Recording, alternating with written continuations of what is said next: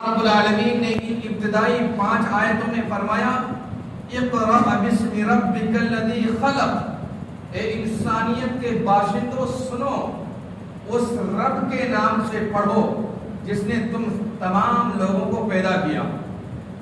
گویا اس انسان کے لیے ضروری ہے کہ سب سے پہلے وہ تعلیم حاصل کرے جس کے ذریعے سے وہ اپنے رب کو پہچان سکے، جس کے ذریعے سے وہ اللہ رب العالمین کی ذات سے متعلق اس کو علم اور آگاہی اور معرفت حاصل ہو گئی ہو، وہ جان سکے کہ اللہ رب العالمین کے بندے پر کیا حقوق ہیں، وہ جان سکے کہ اللہ رب العالمین نے ہمارے اوپر کون سی چیزیں فرض کی ہیں، ایک مسلمان کو کس طریقے سے رہنا چاہیے۔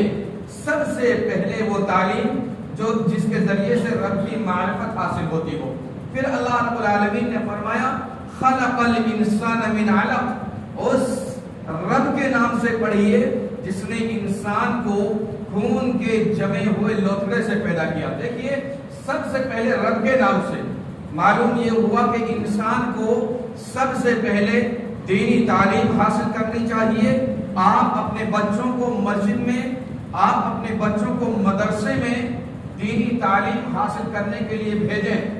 جب آپ کے بچے کے پاس حلال و حرام کی تمیز ہو جائے، جب آپ کا بچہ جان سکے کہ اس کے اور رب العالمین کے درمیان میں کون سا رشتہ ہے، اب آپ اپنے بچے کو ڈاکٹر بنائیں، انجینئر بنائیں، کوئی بھی کسی بھی فیلڈ میں آپ لے کر جائیں، کوئی حرج اور مضائقے کی بات نہیں ہے۔ یہ آیتیں اسی جانب اشارہ کرتی ہیں۔ اللہ رب العالمین نے فرمایا خلق الانسان من علق، اس رب کے نام سے پڑھیے جس نے انسان کو خون کے جمے ہوئے لوتھڑے سے پیدا کیا۔ اقرأ وربک الاکرم، پڑھیے آپ کا رب بڑا مکرم ہے۔ الذی خلق الانسان ما لم یعلم، اور جس نے انسان کو اقرأ وربک الاکرم الذی علم بالقلم، اس رب کے نام سے جس نے انسان کو قلم کے ذریعے سے انسان کو سکھایا، انسان کو پڑھایا اور انسان کو بتایا قلم کے ذریعے سے۔ علم الانسان ما لم یعلم، اور انسان کو وہ تمام باتیں سکھائی، وہ تمام رموز سے انسان کو آگاہ کیا جس کے بارے میں انسان نہیں جانتا تھا۔ یہ صرف اور صرف تعلیم کا کمال ہے، ورنہ کس نے سوچا تھا کہ انسان فضاؤں میں اڑے گا؟ کس نے سوچا تھا کہ انسان بغیر کسی وائرنگ کے، بغیر کسی تار کے ایک چھوٹے سے موبائل آلہ کے ذریعے سے دور دراز بیٹھے ہوئے لوگوں سے گفتگو کرے گا؟ یہ ساری کی ساری کرامات تعلیم کی ہیں۔ تعلیم اسی لیے مذہب اسلام نے تعلیم کے حصول پر، مذہب اسلام نے تعلیم کے حاصل کرنے پر ابھارا ہے، اس کو فرض قرار دیا ہے۔ اور تعلیم تو وہ چیز ہے کہ اللہ رب العالمین نے اپنا تعارف اگر کرایا تو علم کے ذریعے سے کرایا۔ اللہ رب العالمین نے فرمایا الرحمن علم القرآن خلق الانسان علمہ البیان۔ اللہ تعالیٰ اپنا تعارف، اپنا پریچے اور انٹروڈکشن اگر کرا رہا ہے، اللہ تعالیٰ علم کے ذریعے سے اپنا تعارف کرا رہا ہے۔ الرحمن، رحمان کی ذات تو وہ ہے، رحمان تو وہ ہے۔ الرحمن علم القرآن، رحمان کا تعارف یہ ہے، رحمان نے قرآن کو سکھایا۔ خلق الانسان علمہ البیان، اور رحمان کا تعارف تو یہ ہے کہ اس نے انسان کو پیدا کیا اور پیدا کرنے کے بعد علمہ البیان، بات کرنے کا سلیقہ، اپنی بات کو بہترین انداز، بہترین اسلوب اور بہترین طریقے سے اپنی بات دوسروں کے سامنے رکھنے کا ہنر جس نے سکھایا وہ رحمان ہے۔ ان آیات پر آپ غور و فکر کریں، آپ دیکھیں کہ اللہ رب العالمین نے اپنا تعارف علم کے ذریعے سے کرایا ہے، اور قرآن میں رسول کریم صلی اللہ علیہ وسلم کو جو دعائیں سکھائی گئی، ان دعاؤں میں سے ایک دعا ہمیں ملتی ہے قُل رب زدنی علما۔ اللہ رب العالمین نے ہمارے نبی جناب محمد رسول اللہ صلی اللہ علیہ وسلم کو حکم دیا کہ آپ کہیے قل رب زدنی علما، اے میرے رب میرے علم میں اضافہ کر دے، میرے علم میں بڑھوتری کر دے۔ اللہ رب العالمین نے مال میں بڑھوتری کے لیے نہیں کہا، اولاد میں بڑھوتری کے لیے نہیں کہا، بزنس اور جائیداد میں بڑھوتری کے لیے نہیں کہا۔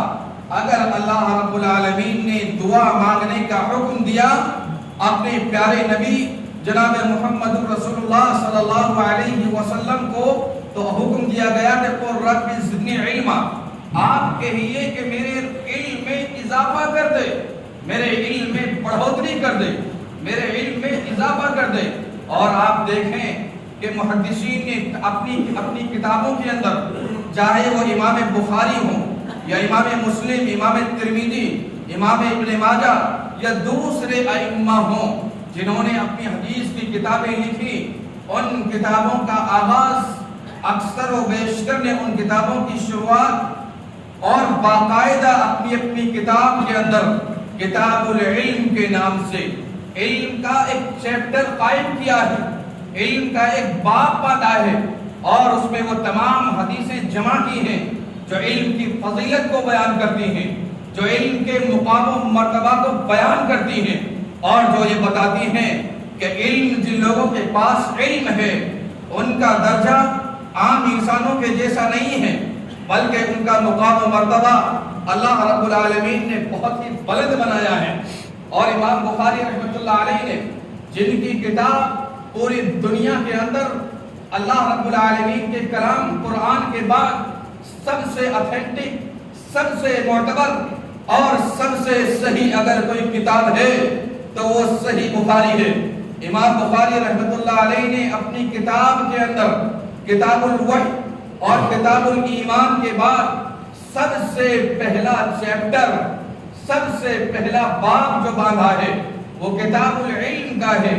امام بخاری رحمۃ اللہ علیہ کتاب الطہارہ سے پہلے، پاکی کے مسائل سے پہلے، نماز کے مسائل سے پہلے، غسل کے مسائل سے پہلے اور بہت سارے مسائل سے پہلے کتاب العلم سے متعلق باب باندھ کر یہ ثابت کیا ہے امام بخاری رحمۃ اللہ علیہ نے کہ اگر انسان کے پاس علم نہیں ہے اس کی نمازیں صحیح نہیں ہو سکتی، اس کی وضو صحیح نہیں ہو سکتی، اس کا غسل صحیح نہیں ہو سکتا۔ اس لیے انسان کے لیے سب سے پہلے علم کا ہونا ضروری ہے۔ انسان کے پاس اگر علم ہوگا اس کی نمازیں صحیح ہوں گی، اس کا غسل صحیح ہوگا، اس کی وضو صحیح ہوگی۔ اور اگر اس کے پاس علم نہیں ہے، اس کے پاس میں گیان نہیں ہے، وہ عبادات کے طریقے عبادات کو اس ڈھنگ سے ادا نہیں کر سکتا جس طریقے سے اللہ رب العالمین کو مطلوب ہے۔ اس لیے انسان کو چاہیے کہ وہ سب سے پہلے علم حاصل کرے، وہ اپنے آپ کو سیکھے، علم کے حصول میں لگائے۔ اور علم کے سیکھنے کی کوئی عمر نہیں ہوتی، علم کسی بھی عمر میں حاصل کیا جا سکتا ہے۔ ہمارے سامنے بے شمار مثالیں ہیں، ہمارے سامنے بہت ساری مثالیں ہیں کہ بڑی بڑی عمر میں لوگوں نے علم حاصل کیا ہے۔ ابھی ماضی قریب کے دو بڑے عالم علامہ البانی رحمۃ اللہ علیہ کے بارے میں آپ پڑھیں، وہ کافی بڑے ہو چکے تھے، وہ گھڑی ساز تھے، گھڑیوں کا کام کیا کرتے تھے، لیکن اللہ رب العالمین نے توفیق دی، ایک بڑی عمر میں انہوں نے علم کو حاصل کرنا شروع کیا۔ اور آپ دیکھیں گے کہ وہ کتنے بڑے امام اور حدیث کے کتنے ماہر ہوئے کہ وہ باقاعدہ حدیث پر انہوں نے حکم لگایا۔ امام ابن باز رحمۃ اللہ علیہ بڑی عمر میں کافی بڑے ہو چکے تھے، پھر انہوں نے علم حاصل کیا۔ تو میں کہنا یہ چاہتا ہوں کہ انسان کو چاہیے اگر وہ اپنے آپ کو مسلمان کہلاتا ہے اس کو علم سے لگاؤ ہونا چاہیے، علم سے شغف ہونا چاہیے، اور جو لوگ تعلیم اور علم کے معاملے میں امور میں جڑے ہوئے ہیں ان کا رسپیکٹ، ان کا آدر، ان کا سمان ان کے دلوں میں ہونا چاہیے۔ آپ دیکھیں گے کہ مذہب اسلام کے اندر تعلیم کی کتنی اہمیت ہے۔ نبی کریم صلی اللہ علیہ وسلم کی بعثت سے پہلے پورے جزیرہ عرب کے اندر صرف اور صرف 42 لوگ ایسے تھے جو پڑھنا اور لکھنا جانتے تھے۔ نبی صلی اللہ علیہ وسلم نے تعلیم کی مہم کو اتنی تیزی کے ساتھ آگے بڑھایا کہ صرف 17 لوگ پڑھنا اور لکھنا جانتے تھے، تعلیم کی مہم کو اتنی تیزی کے ساتھ آگے بڑھایا 42 نبی صلی اللہ علیہ وسلم کے سرکاری کاتب تھے۔ جب بھی کوئی وحی آسمان سے نازل ہوتی، نبی صلی اللہ علیہ وسلم ان کو حکم دیتے کہ اس کو لکھ لو، اس کو تحریر کر لو۔ اور جب غیر مسلم بادشاہوں کے نام یا حکومت کے دیگر کاج کے لیے صحابہ اکرام متعین تھے، ان کو حکم دیتے کہ اس کو تحریر کر لو۔ تو مذہب اسلام وہ ہے جو تعلیم کی طرف اب لوگوں کو رغبت دلاتا ہے، ترغیب دلاتا ہے۔ اور آپ دیکھیں گے نبی کریم صلی اللہ علیہ وسلم جب مکہ سے مدینہ ہجرت کر کے آئے، ضرورت اس بات کی تھی کہ مسلمان اپنے لیے رہنے کے لیے مکانات تعمیر کرتے، لیکن نبی صلی اللہ علیہ وسلم نے سب سے پہلے جو کام کیا مسجد نبوی کی تعمیر کی۔ اس سے یہ معلوم ہوتا ہے کہ انسانی سماج کے لیے، مسلم سوسائٹی اور مسلم بستیوں کے لیے ان کے گھر سے زیادہ اہمیت ہے مسجد کی۔ ان کے گھر سے اور صرف مسجد ہی تعمیر نہیں کی تھی، بلکہ مسجد کے ساتھ نبی صلی اللہ علیہ وسلم نے ایک چبوترا بنایا تھا جس کو ہم صفہ کے نام سے جانتے ہیں، اور صحابہ اکرام اس چبوترے پر بیٹھ کر حدیث کا علم حاصل کرتے تھے، قرآن کا علم حاصل کرتے تھے، حکومتیں کیسے چلائی جاتی ہیں، سیاست کا سبق اس یونیورسٹی میں جو اس زمانے میں ایک چبوترا کی حیثیت سے تھا، اس میں سیکھا کرتے تھے۔ تو تعلیم اتنی اہم چیز ہے۔ نبی صلی اللہ علیہ وسلم نے گھر بنانے سے پہلے نبی صلی اللہ علیہ وسلم نے اپنے لیے تمبو اور کہاں پر مسلمان رہ سکے مسجد نبوی تعمیر کی، اور تعلیم حاصل کرنے کے لیے، پڑھنے اور سیکھنے کے لیے باقاعدہ ایک چبوترا بنایا جس پر آپ صلی اللہ علیہ وسلم علم کے پیاسوں کو علم کی تعلیم، قرآن کی تعلیم، حدیث کی تعلیم، سیاست کی تعلیم، اور سماج میں کیسے رہا جاتا ہے یہ تمام تعلیم، اور سب لوگوں کے ساتھ کیسے رہا جاتا ہے، ان کے اخلاق کو سنوارا، ان کو بہترین انسان بنایا، اور ایک وہ تعلیم دی کہ وہ کائنات کے وہ بدو، وہ چرواہے، وہ اکھڑ لوگ جن کے پاس کوئی تہذیب نہیں تھی، جن کے پاس کوئی تمدن نہیں تھا، جو دنیا کی نگاہوں میں گرے ہوئے لوگ تھے، نبی صلی اللہ علیہ وسلم نے ان کو علم کے ذریعے سے ایسے مزین کیا، ان کو علم کے ذریعے سے ایسا بنایا کہ کائنات کے لوگوں کی نگاہوں میں وہ ہیرے بن کر چمکے۔ لوگوں نے ان کو اپنے آنکھوں پر بٹھایا، وہ صحابہ اکرام تھے۔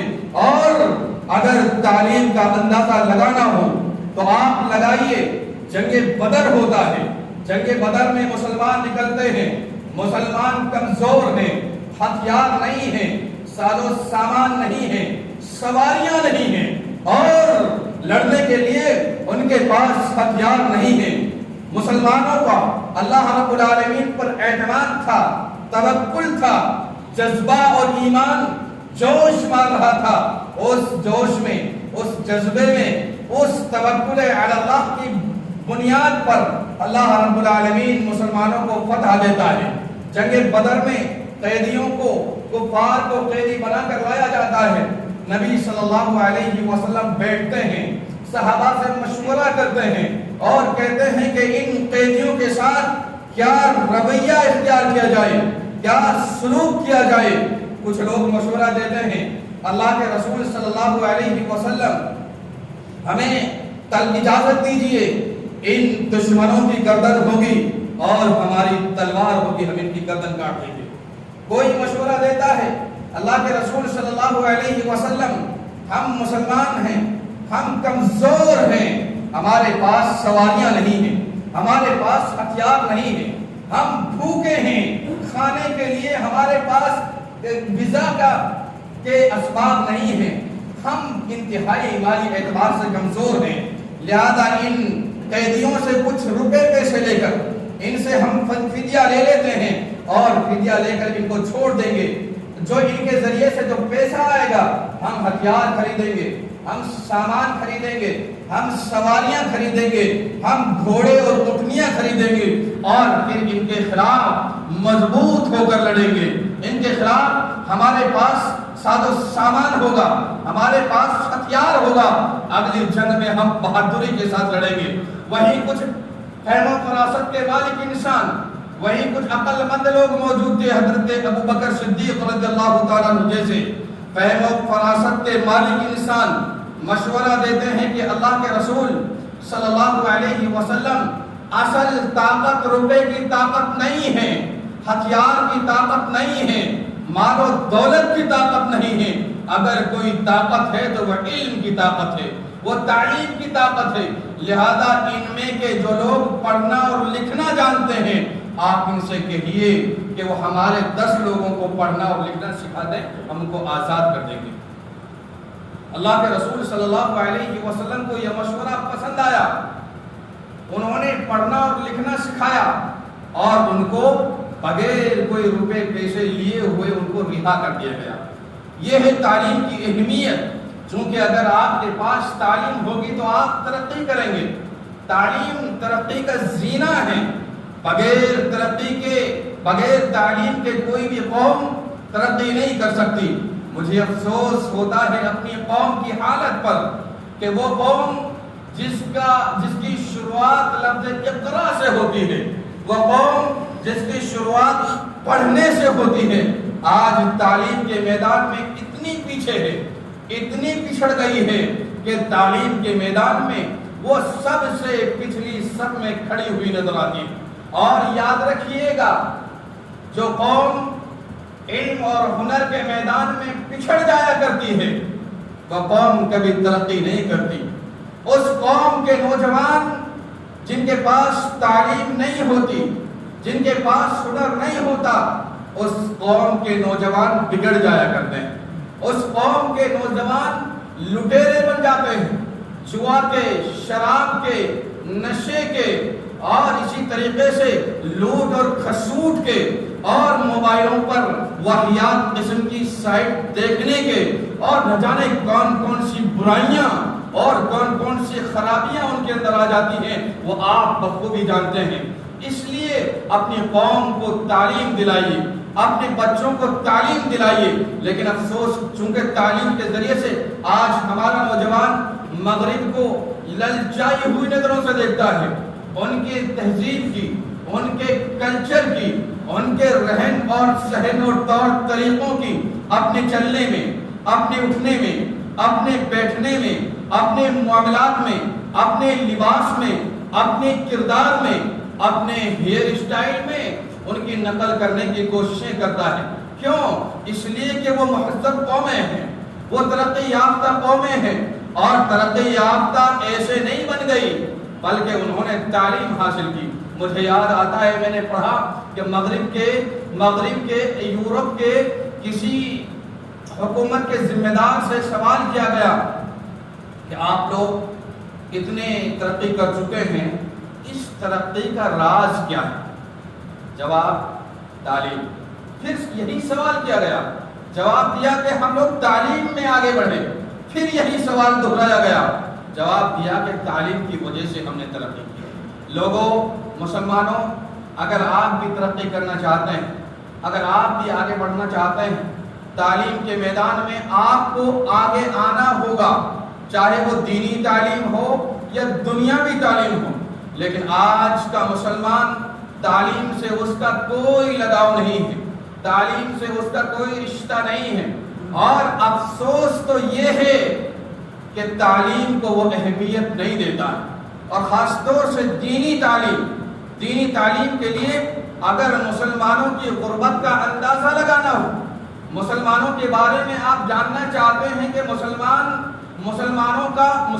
مالی اعتبار سے ان کی پوزیشن کیا ہے, ان کے اسکولوں کو جا کر دیکھ لیجئے, ان کے مدرسوں کو جا کر دیکھ لیجئے, ان کے تعلیمی اداروں کو دیکھ لیجئے کہ مسلمان کی اگر مالی پوزیشن اگر جانچنی ہو, وہ مسلمان جب اسکول میں جاتا ہے، جب مدرسے میں جاتا ہے، فیس معمولی فیس، ہلکی سی فیس 100 روپے 200 روپے ان کو اتنی بڑی لگتی ہے کہ اپنے بچوں کو اس 100 اور 200 روپے کے لیے وہ گھر پر بٹھانا پسند کرتے ہیں، لیکن یہ فیس ان سے ادا نہیں کی جاتی۔ یہ تعلیم کی اہمیت ہے ہمارے دلوں میں، یہ تعلیم کا مہتو ہے ہمارے دلوں میں کہ ہم 100 اور 200 روپے ہمیں بھاری لگتے ہیں۔ ہم اپنے اداروں میں، ہم اپنے مدرسوں میں، ہم اپنے اسکولوں میں اپنے بچوں کے لیے، اپنے بچوں کے مستقبل کو سنوارنے کے لیے، اپنے بچوں کی بہترین تعلیم کے لیے، اور خاص طور سے ان اداروں میں، ان جگہوں پر جہاں پر دین کے ساتھ دنیا بھی سکھائی جاتی ہو، جہاں دین کی تعلیم کے ساتھ دنیا بھی تعلیم بھی دی جاتی ہو، ایسی جگہوں پر ہم غربت کا رونا روتے ہیں۔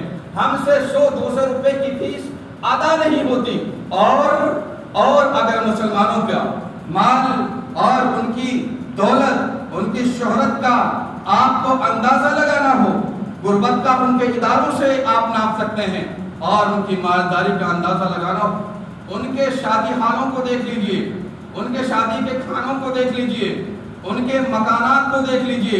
میرے بھائیوں، میں کہتا ہوں کہ آپ آدھی روٹی کھائیں لیکن اپنے بچوں کو پڑھائیں۔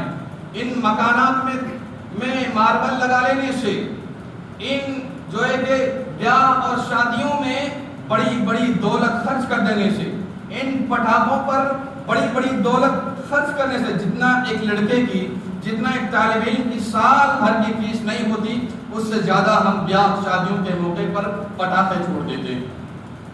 یہ ہمارا المیہ ہے، اور تعلیم کی کوئی اہمیت نہیں، تعلیم سے ہمارا کوئی لگاؤ نہیں ہے۔ آج آپ دیکھیں گے دوسرے لوگوں کو، ابھی ساؤتھ انڈیا میں ایک حجاب کے لے کر ایک بچی کے ساتھ جو معاملہ ہوا تھا، ہم اور آپ نے خوب اس پر افسوس کیا تھا کہ یہ اچھا نہیں ہوا، یہ اچھا نہیں ہوا۔ اور اس کے علاوہ بہت سارے اسکولوں میں، بہت سارے کالجوں میں نقاب پر پابندی لگانے کی کوششیں ہوئی، لیکن کیوں نہیں؟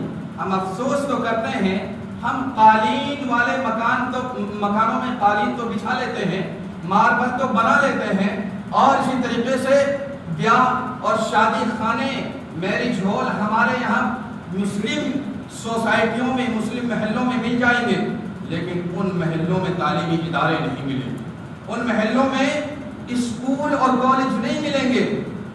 وہ ان کے کالج ہیں، اپنوں میں وہ چاہے جو ڈریس رکھیں، اگر آپ حجاب پر وہ پابندی لگائیں گے، آپ کو اپتی کیوں ہے؟ آپ اپنے اسکول کیوں نہیں بنا لیتے؟ اپنے کالج کیوں نہیں بنا لیتے کہ آپ کا ڈریس کوڈ ہو، آپ باقاعدہ اپنی بچوں کو حجاب کے ساتھ پڑھائیں؟ لیکن ہماری قوم کا اس جانب کوئی رجحان نہیں ہے، کوئی دھیان نہیں ہے۔ مجھے افسوس ہوتا ہے آج ہندوستان کے اندر سرکاری اعداد و شمار کے مطابق مسلمانوں کی تعداد 18 یا 14% ہے، اس کے باوجود مسلمانوں کے پاس کتنی یونیورسٹیاں ہیں، کتنی تعلیمی ادارے ہیں؟ علی گڑھ مسلم یونیورسٹی، جامعہ ملیہ، عثمانیہ یونیورسٹی، مولانا ابوالکلام آزاد یونیورسٹی، اس کے علاوہ مجھے بتا دیجئے کہ آپ کے پاس میں کیا ہے؟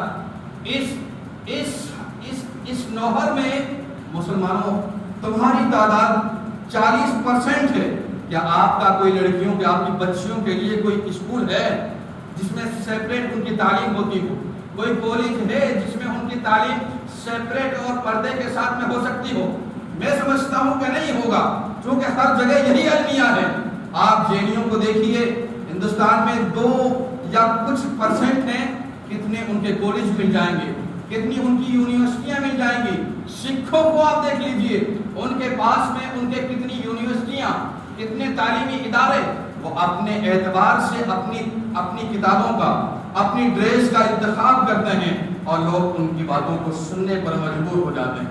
اس لیے ضروری ہے کہ ہم تعلیم کے میدان میں آگے بڑھیں، ہم تعلیم کے میدان میں آگے بڑھیں، اور تعلیم ہی کے ذریعے سے ترقی ملتی ہے۔ اللہ کے رسول صلی اللہ علیہ وسلم کے زمانے میں بے شمار ایسی مثالیں ہیں کہ مسلمان اگر پڑھے اور اس دنیا یہاں تک پہنچے وہ تعلیم کے ذریعے سے۔ نبی صلی اللہ علیہ وسلم نے فرمایا بعثت معلما، مجھے اس دنیا میں معلم بنا کر بھیجا گیا ہے، سیکھنے اور سکھانے والا بنا کر بھیجا گیا ہے۔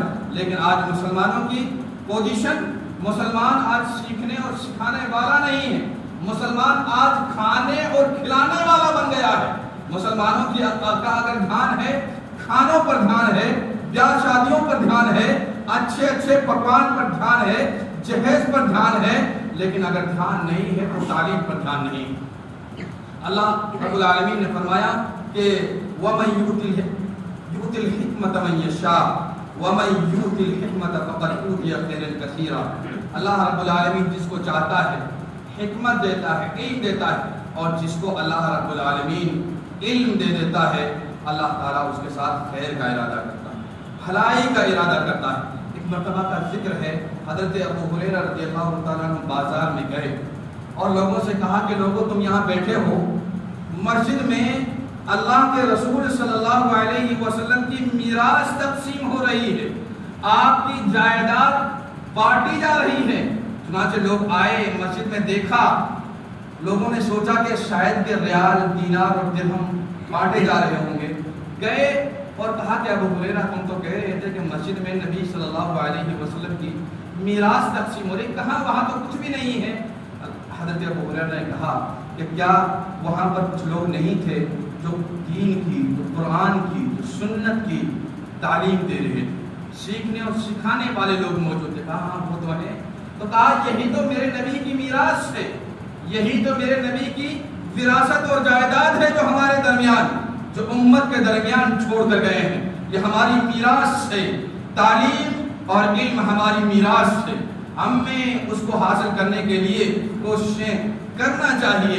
اور اگر تعلیم ہوگی، علم اگر ہوگا تو آپ کے پاس سب کچھ ہوگا، اور اگر تعلیم نہیں ہوگی تو آپ کے پاس کچھ نہیں ہوگا۔ آخری بات کہہ کر اپنی بات کو ختم کروں، اللہ رب العالمین نے حضرت سلیمان علیہ السلام کو کچھ اختیار دیے تھے کہ مجھ سے مانگیے، 3 اختیار دے، تینوں میں سے جو آپ مانگیں گے میں تمہیں دوں گا۔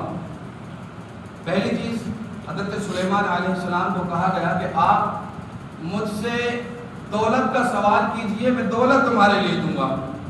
دوسرا سوال کہ آپ مجھ سے سلطنت اور حکومت مانگ لیجئے، اس کا سوال کر لیجئے، میں وہ بھی دینے کے لیے تیار ہوں۔ اور تیسری چیز مجھ سے علم مانگ لیجئے، میں تمہیں علم دے دوں گا۔ حضرت سلیمان علیہ السلام نے دولت کو ٹھکرایا، حکومت کو ٹھکرایا، اور کہا کہ اللہ تعالیٰ میں تو تجھ سے علم کا سوال کرتا ہوں، مجھے تو علم چاہیے۔ اور جب حضرت سلیمان علیہ السلام کو اللہ تعالیٰ نے علم دیا، اس علم کے ساتھ حضرت سلیمان علیہ السلام کو مال و دولت، بے شمار مال و دولت سے نوازا گیا، اور اتنی دولت ان کے پاس میں آئی، کتنی دولت؟ ایک رپورٹ یہ کہتی ہے کہ آج کے زمانے کے اعتبار سے 2200 ارب ڈالر کے مالک تھے اس زمانے میں حضرت سلیمان علیہ السلام۔ 25 ٹن سونا ہر سال ان کو 39 سال تک ان کے لیے نذرانے کے طور پر ملتا رہا۔ کتنی دولت رہی ہوگی آپ اندازہ لگا سکتے ہیں۔ اور سلطنت کی جب بات آتی ہے، جنات پر، ہواؤں پر اور تمام مخلوقات پر حضرت سلیمان علیہ السلام کی حکومت تھی۔ اتنی بڑی سلطنت، اتنی بڑی حکومت دی گئی۔ کیا انہوں نے سلطنت مانگی تھی؟ کیا انہوں نے دولت مانگی تھی؟ نہیں، بلکہ علم مانگا تھا، علم کا سوال کیا تھا۔ علم جب آتا ہے تو اپنے ساتھ میں دولت کو لے کر آتا ہے، علم جب آتا ہے تو اپنے ساتھ میں سلطنت اور حکومت کو لے کر آتا ہے۔ لیکن اگر علم نہیں ہے، اگر کسی طریقے سے دولت مل گئی، حکومت مل گئی، تو اس کو چلا نہیں سکتے، اس دولت کو صحیح طریقے سے استعمال نہیں کر سکتے۔ اس لیے علم بے انتہا ضروری ہے۔ اور علم میں تفریق نہیں ہے کہ کون سا علم، دین کا علم، دنیا کا علم۔ آپ دیکھیں گے کہ صحابہ اکرام کہاں پہنچے، پہلے زمانے میں یہ اسکول اور یہ دین اور دنیا کی تفریق نہیں تھی، یہی درسگاہیں، یہی مسجدیں ہوا کرتی تھی، اور یہاں سے جو لوگ پڑھے وہ کیسے بنے؟ ابن سینا کو تمام لوگ جانتے ہوں گے، ایک سرجن تھے۔ ابو الحیثم کو جانتے ہوں گے، ماہر فلکیات اور ریاضی جان تھے اور موسم وبھاگ کے ایکسپرٹ تھے۔ جابر ابن حیان ایک مدرسے کے پڑھے لکھے تھے، ان کو فادر آف کیمسٹری کہا جاتا ہے۔ بوٹنی ایک علم ہے جس میں پیڑ پودوں سے گفتگو کی جاتی ہے، اس کے موجد ابن البیطار ہے جو ایک مدرسے کے پڑھے لکھے تھے۔ اور جب میں آپ کو بتاؤں کہ کوئی بھی MBBS ڈاکٹر اس وقت تک ڈاکٹر نہیں بنتا جب تک وہ القینہ نام کی کتاب نہیں پڑھے۔ حقیقت یہ ہے کہ یہ علامہ ابن سینا جو ایک مدرسے کے پڑھے لکھے تھے، یہ ان کی کتاب ہے القانون فی الطب، نام ہے القانون فی الطب، لیکن لوگوں نے القینہ کے نام سے آج بھی MBBS کے کورس میں پڑھائی جاتی ہے۔ نام بدلا گیا اس لیے تاکہ مسلمان اپنی تاریخ سے، اپنی ماضی سے اپنے رشتے کو جوڑ نہ سکیں، تاکہ انہیں پتہ نہ چلے کہ مسلمانوں کے لوگوں کے اوپر یہ احسان ہیں، انہوں نے ماضی میں اتنے بڑے بڑے علمی کارنامے انجام دیے ہیں کہ دنیا آج تک ان کی محتاج ہوئی، اس لیے نام ان کے بدل دیے گئے۔ تو مسلمانوں ضرورت اس بات کی ہے کہ ہم تعلیم کی طرف راغب ہوں، ہم تعلیم کو حاصل کرنے والے بنیں، اور گود سے لے کر قبر تک کہا جاتا ہے اطلب العلم من المہد الی اللحد، علم کو حاصل کرو گود سے لے کر قبر تک۔ کوئی عمر نہیں ہوتی، ہر عمر میں انسان کو سیکھنے اور سکھانے کا جذبہ اس کے اندر موجود ہونا چاہیے۔ میں کہوں گا کہ آپ اپنے مکانوں پر کم دھیان دیں، اپنے کھانے پر کم دھیان دیں، اپنے لباس پر کم دھیان دیں، لیکن اپنے بچوں پر دھیان دیں، ان کو پڑھائیں، ان کو علم اور ہنر سکھائیں۔ اگر ہماری قوم تعلیم کے میدان میں آگے ہوگی تو ترقی کرے گی، ورنہ اس دولت سے، اس روپے اور پیسے کے ذریعے سے کسی بھی قوم کو کبھی ترقی نہیں ملا کرتی۔ تو ہم مسلمان قوم ہیں، ہمارے مذہب کی شروعات تعلیم کے ذریعے سے ہوتی ہے، اس لیے ہمیں تعلیم کے میدان میں آگے آنا چاہیے اور لوگوں کو بتانا چاہیے، اور اپنے اسلاف سے، اپنے ماضی سے اپنے رشتے کو جوڑنا چاہیے کہ ہمارا جو ماضی ہے بڑا روشن اور تابناک رہا ہے۔ اللہ رب العالمین سے دعا ہے اللہ رب العالمین ہمیں علم سے محبت کرنے والا بنا۔ اللہ رب العالمین ہم تمام لوگوں کے دلوں میں علم کی اور خاص طور سے دین علم کی، اور جو لوگ دین علم سے جڑے ہوئے ہیں ان لوگوں کی محبت پیدا فرما دے۔ اللہ رب العالمین ہمارے اداروں کو مضبوط کر دے۔ اللہ رب العالمین ہم نے جو کچھ باتیں کہی اور سنی ہیں، اللہ رب العالمین ان تمام باتوں پر ہم تمام لوگوں کو عمل پیرا ہونے کی توفیق دے دے۔ اللہ رب العالمین تو ہمارے ہر عمل کو قبول فرما اور ہمارا خاتمہ ایمان پر فرما، آمین۔ وآخر دعوانا ان الحمد للہ رب العالمین۔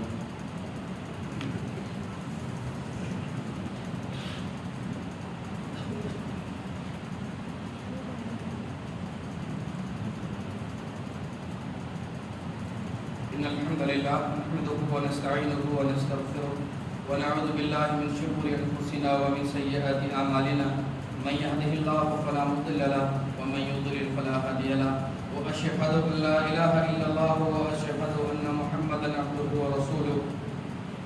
إن الله وملائكته يصلون على النبي يا أيها الذين آمنوا صلوا عليه وسلموا تسليما۔ اللهم صل على محمد وعلى آل محمد كما صليت على إبراهيم وعلى آل إبراهيم إنك حميد مجيد۔ اللهم بارك على محمد وعلى آل محمد كما باركت على إبراهيم وعلى آل إبراهيم إنك حميد مجيد۔ اللهم بارك على محمد وعلى آل محمد كما باركت على إبراهيم وعلى آل إبراهيم إنك حميد مجيد۔ إن الله يأمركم بالعدل والإحسان وإيتاء ذي القربى وينهى عن الفحشاء والمنكر والبغي يعظكم لعلكم تذكرون۔ اذكروا الله يذكركم وادعوه يستجب لكم ولذكر الله تعالى وأجل وأتم وأكبر والله يعلم۔